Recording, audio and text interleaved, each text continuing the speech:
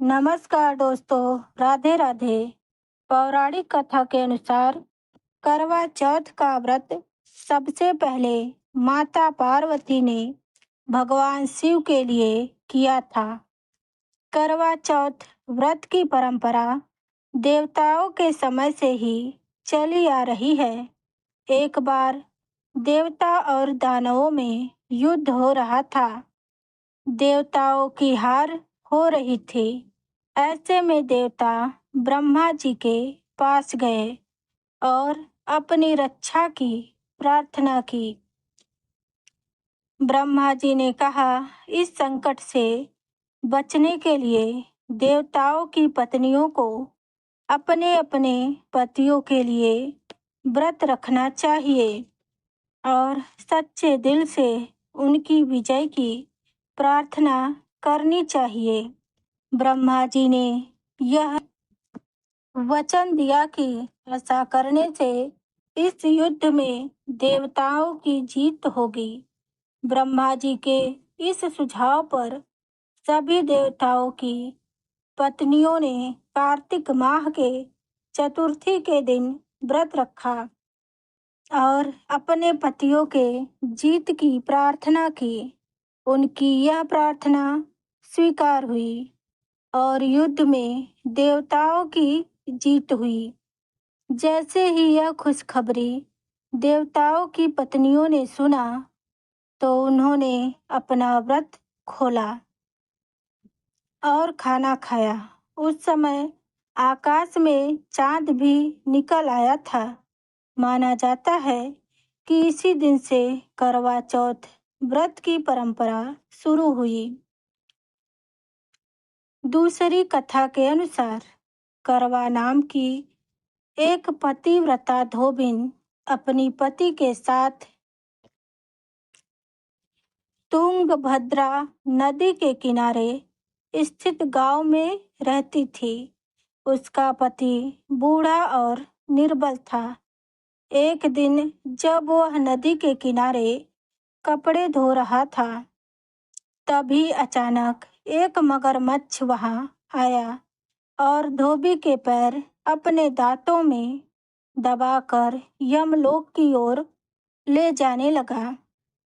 वृद्ध पति यह देखकर घबराया और वह करवा करवा कहकर अपनी पत्नी को पुकारने लगा। पति की पुकार सुनकर करवा वहां पहुंची तो मगरमच्छ उसके पति को यमलोक ले जाने वाला था। तब वह करवा ने मगरमच्छ को कच्चे धागे से बांध दिया और मगरमच्छ को लेकर यमराज के द्वार पर जा पहुंची। उसने यमराज से अपने पति की रक्षा करने की गुहार की और साथ भी यह कहा कि इस मगरमच्छ ने मेरे पति का पैर पकड़ा, आप इसके अपराध के दंड के रूप में नरक में भेज दे। करवा की पुकार सुन यमराज ने कहा, अभी मगर की आयु शेष है, मैं उसे यमलोक नहीं भेज सकता।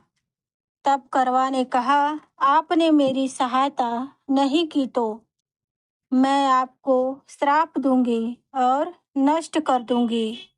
करवा का साहस देखकर यमराज डर गए। उन्होंने मगर को यमपुरी भेज दिया। साथ ही करवा के पति को दीर्घ आयु होने का वरदान भी दिया। तीसरी कथा के अनुसार एक बार एक ब्राह्मण थे। उनकी एक कन्या थी जिसका नाम वीरावती था। उसके 7 भाई थे। एक बार कार्तिक मास के कृष्ण पक्ष की चतुर्थी के दिन अपने ससुराल अपने भाइयों से मिलने आई।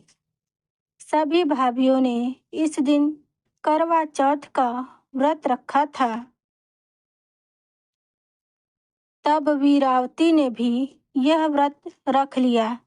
वीरावती ने सुबह से अन्न जल ग्रहण नहीं किया। उसके भाई परेशान हो गए। भाइयों से रहा नहीं गया।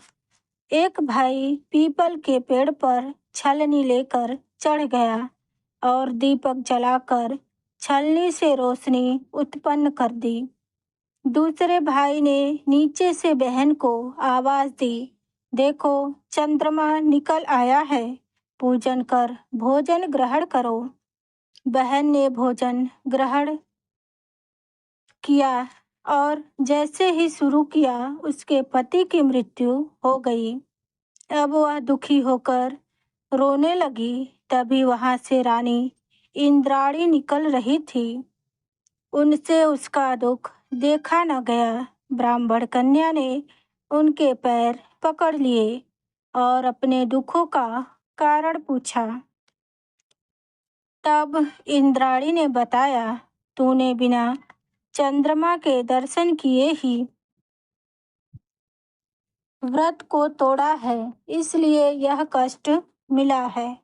अब तू वर्ष भर की चौथ का व्रत नियम पूर्वक करना तो तेरा पति पुनः जीवित हो जाएगा। उसने इंद्राणी के कहे अनुसार चौथ व्रत किया और पुनः सौभाग्यवती हो गई। चौथी कथा के अनुसार बहुत समय पहले की बात है। एक साहूकार के 7 बेटे और उनकी एक बहन करवा थी। सभी 7 भाई अपने बहन से बहुत प्यार करते थे, यहाँ तक कि वे पहले उसे खाना खिलाते और बाद में स्वयं खाते। एक बार बहन ससुराल से आई थी। शाम को जब भाई अपने काम से घर लौटे तो खाने पर बुलाया। बहन ने कहा, आज उसका निर्जल व्रत है। वह चंद्रमा को देखकर अर्घ देकर ही खाना खाएगी। वह भूख और प्यास से व्याकुल हो रही थी।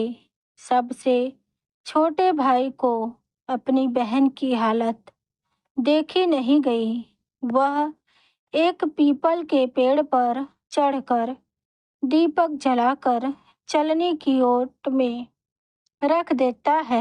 उसके बाद बहन को बताता है, चांद निकल आया है, तुम उसे अर्घ देने के बाद भोजन कर सकती हो।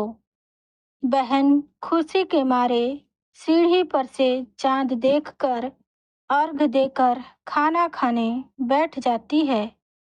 जैसे ही वह पहला टुकड़ा मुंह में डालती है, उसे छींक आ जाती है। दूसरे टुकड़े में बाल निकल आता है और तीसरे में उसके पति के मृत्यु का समाचार मिलता है। वह रोने लगती है। उसकी भाभी उसे सच्चाई बताती है कि करवा चौथ का व्रत गलत तरीके से टूटने के कारण ही ऐसा हुआ है, इसीलिए भगवान नाराज हो गए।